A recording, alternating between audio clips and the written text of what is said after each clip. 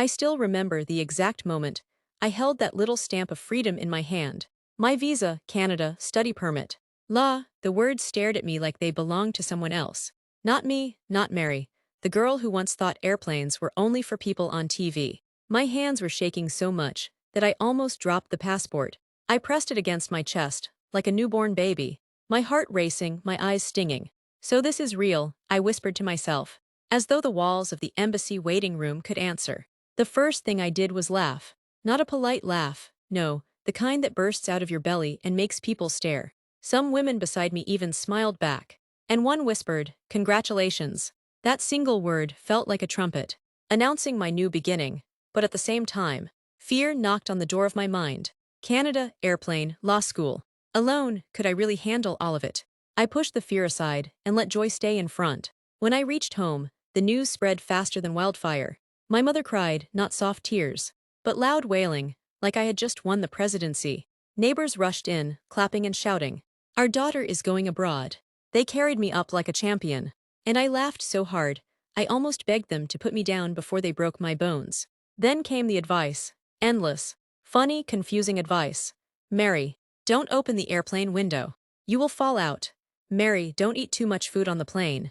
It will spoil your stomach." One uncle even said, "Remember to tell the pilot to drive carefully." I thought my stomach would explode from laughter.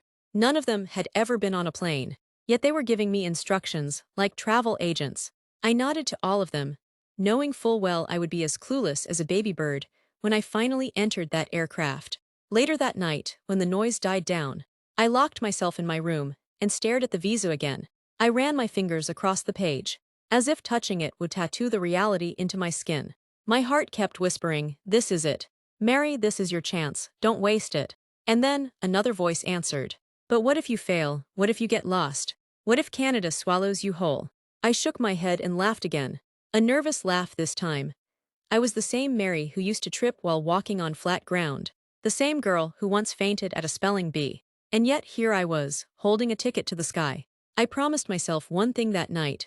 No matter how scared I felt, I would tell my story one day. With all the laughter, the tears, and the drama, so that another girl like me could believe in dreams too. The night before my flight felt like standing at the edge of a cliff, with a parachute I wasn't sure how to use. My room looked like a battlefield.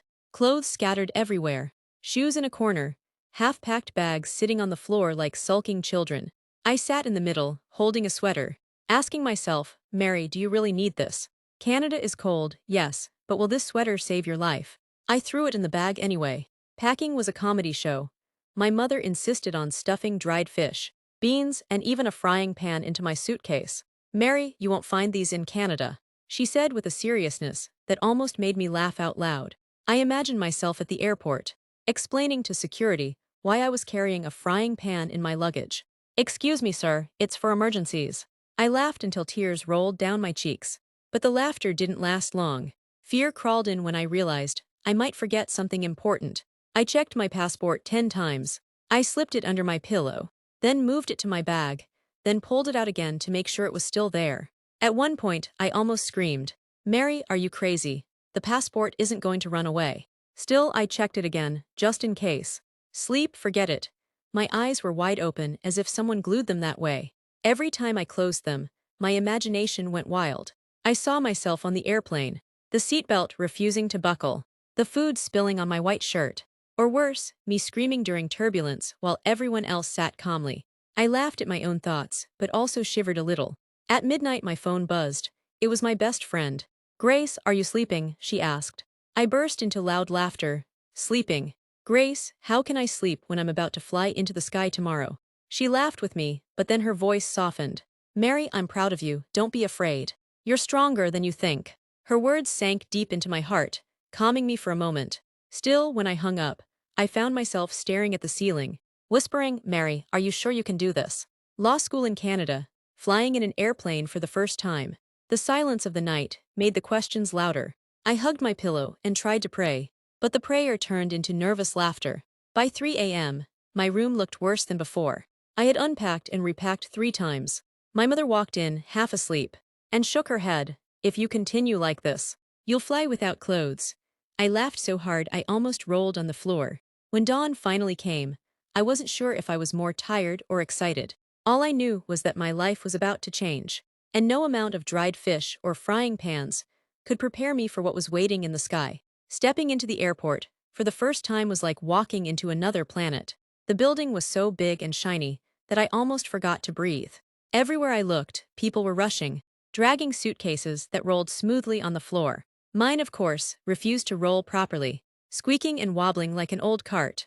I whispered to myself, "Mary, is it only your bag that doesn't know how to behave in public?" I laughed quietly, shaking my head.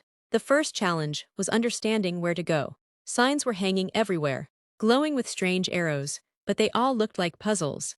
Departures, arrivals, check-in. I stood there for a whole minute, pretending to scroll on my phone, just to watch where other people were going. I finally dragged my stubborn suitcase behind a woman in heels, whispering, "Wherever she's going, I'm going too." At the check-in desk, I faced my first embarrassment. The airline staff asked for my passport, and in my nervousness, I pulled out every single paper I had: school documents, photocopies, even my church bulletin. The woman raised her eyebrow until I finally found the passport. My cheeks burned, and I muttered under my breath, "Mary, you're starting already." But when she gave me my boarding pass, I almost shouted with joy. Security was another drama. I didn't know I was supposed to remove my shoes. So when the officer pointed, I panicked, thinking I had done something wrong. "Remove my shoes," I asked, my voice shaking. He nodded, and I laughed nervously as I obeyed. Going through, the scanner felt like stepping into a sci-fi movie. When it beeped, my heart nearly stopped. I thought they were going to arrest me on the spot. It turned out to be the belt I was wearing. I took it off quickly, whispering to myself, "Mary, Canada will not see you if you get locked up here." After security, I almost got lost. The airport was like a maze. I followed the wrong crowd and ended up near arrivals, where people were waving at loved ones. For a second, I felt so small, like a little girl who had wandered into the wrong playground. I clutched my bag tightly and retraced my steps. My heart pounding, suspense filled my chest. "What if I miss my flight?" I muttered, biting my lip. But then, like a miracle, I saw my gate number shining on a big screen. Relief washed over me, and I almost danced right there. Sitting at the gate, waiting to board, I let myself breathe. I looked around at the passengers, some calm, some sleeping, some eating snacks. I, on the other hand, sat upright like a soldier, my boarding pass clutched so tightly that it wrinkled. I whispered to myself, "Mary, don't drop this paper, don't even blink too much." When they finally called my group to board, my legs trembled. My dream was becoming real step by step, but so was my fear.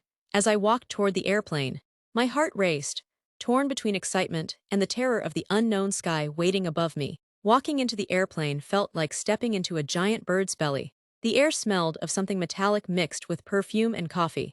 My eyes darted everywhere, the narrow aisles, the overhead bins, the seats lined up like soldiers. For a moment I froze, clutching my bag. "So this is it, Mary," I whispered to myself. "You're really about to sit inside the sky." Finding my seat was a battle on its own. I checked my ticket, row 18, seat B. I counted rows, like a child learning numbers. When I finally reached, a man was already sitting at the aisle. "Excuse me," I said softly, but my voice cracked. He stood, smiling politely, while I squeezed past, my bag knocking against his knees. Sorry, I muttered, my cheeks hot. The seat looked simple, but figuring out the seatbelt was like solving a puzzle. I pulled, twisted, and pushed until the man beside me leaned over and whispered, "Just clip it." I laughed nervously, finally clicking it into place. "Mary, you better behave," I scolded myself under my breath. Then came the safety demonstration. The flight attendants stood like models, pointing at exits and life vests. I tried to pay attention, but my mind kept wandering. Oxygen masks falling from the ceiling, life jackets under the seat. My heart thumped. I whispered, "Mary, if something falls from the ceiling, you better grab it fast." I almost laughed, but the seriousness of everyone else kept me quiet. When the plane began to move, my excitement turned into fear. The engines roared like thunder, and the whole aircraft trembled. I gripped the armrest so tightly that my knuckles turned white. The man beside me smiled, probably noticing my stiff posture. "First time?" he asked. I nodded quickly, my lips pressed tight. Inside my head, I screamed, "Mary, what are you doing here? You could have stayed on the ground." Takeoff was the real test. The plane sped down the runway, faster and faster, my stomach flipping like I was on a roller coaster. I laughed out loud, not because it was funny, but because I didn't know whether to scream or cry. Then suddenly, the ground disappeared. Houses turned into dots, cars into toys, and the clouds came closer. Mary, you are flying, I whispered in disbelief, my eyes wide with wonder. But just as I began to relax, the plane jolted. Turbulence, my heart jumped into my throat. I grabbed the seat in front of me, whispering, Jesus, don't let me fall from the sky. The man beside me chuckled softly. Clearly used to this, I forced a shaky laugh, pretending I was fine, even though my knees trembled under the blanket.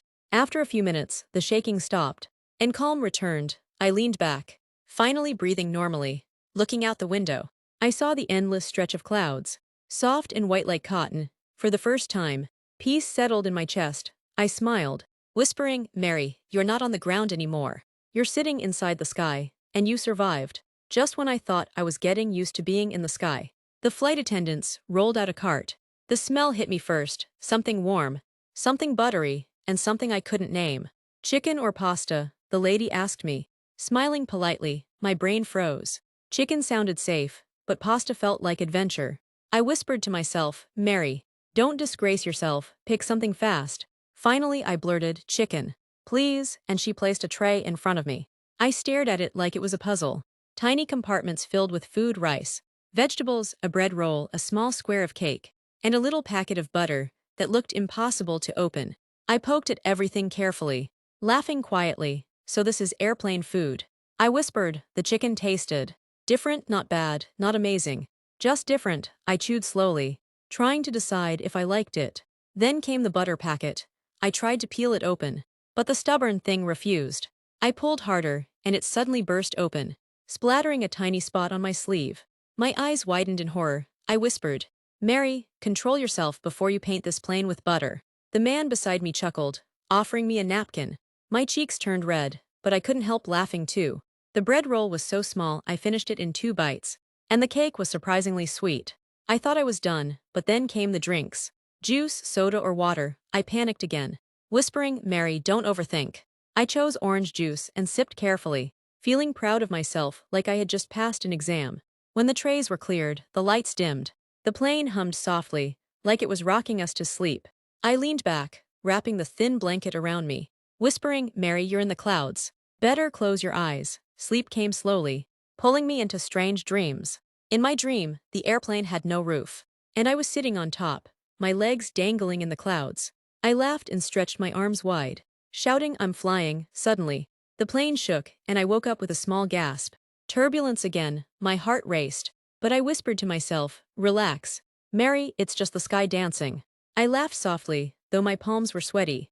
I glanced at the man beside me. He was fast asleep, his head tilted to the side. Around me, people were snoring gently or watching movies on the little screens. I felt a wave of calm, like maybe I wasn't so strange after all. Looking out the window, I saw the moon glowing above the clouds, silver and magical. I pressed my forehead to the glass, whispering, Mary, you are really between the earth and heaven. A shiver ran down my spine, not of fear but of wonder. As my eyes grew heavy again, I smiled, thinking about the life waiting for me in Canada. Strange food, strange dreams, strange skies. Maybe all of it was just the beginning of something beautiful. The announcement came through the speakers, calm but powerful. Ladies and gentlemen, we will begin our descent into Toronto shortly. Please fasten your seatbelts. My heart skipped. Descent. That word alone sent a shiver through me. I tightened my seatbelt, as though it was a lifeline. Mary, I whispered to myself, this is it, no turning back. You're about to land in a new world. The plane tilted slightly, and I grabbed the armrest so hard that my fingers ached. My stomach felt like it had been left behind in the clouds. I wanted to scream, but instead, I laughed nervously, whispering, Mary, don't embarrass yourself. These people fly all the time. The man beside me smiled knowingly, clearly amused at my wide eyes and stiff posture. As the plane dropped lower, the windows revealed something breathtaking. The endless clouds parted, and below, I saw patches of land, lakes sparkling like silver, roads stretching like ribbons. My chest tightened with wonder. So this is Canada, I whispered, pressing my face close to the window. For a moment, the fear melted away, replaced by awe. But the suspense wasn't over. The plane shook again, bouncing gently as it cut through the clouds. I gasped, clutched the seat in front of me, and whispered prayers under my breath. My imagination went wild. What if the plane decided not to land, but to keep flying forever? I laughed softly at the thought, shaking my head. Mary, behave, you are too dramatic. The closer we got, the louder the engines roared. The ground rushed toward us, and my heart thudded in rhythm with the wheels I couldn't see. Then came the loud thump as the plane touched down. I nearly jumped out of my seat, my hands flying to my chest. Everyone else clapped softly, but I clapped like I was at a concert, laughing at myself through the tears in my eyes. Mary, you did it, you're alive. As the plane slowed, I looked out the window again. The airport lights sparkled like stars on the ground. My breath caught in my throat. This is real, I whispered. You're not dreaming. You are really here. A wave of emotions hit me. Joy, fear, relief, excitement. I wanted to cry, laugh, and dance all at once. When the plane finally stopped, and the doors opened, people began standing, pulling bags from the overhead bins. I sat still for a moment, clutching my little handbag, whispering, Mary, when you step out of this plane, your life begins again. My legs trembled as I stood, but I smiled anyway. Walking down the narrow aisle, then through the open door, the cool air of Canada touched my face. It felt different, fresh, sharp, like the beginning of a new story. My chest swelled with courage. Mary, I said softly to myself, you came from the ground, you sat inside the sky, and now you've landed. Go chase your dream. And with that, I stepped forward, ready to face the unknown.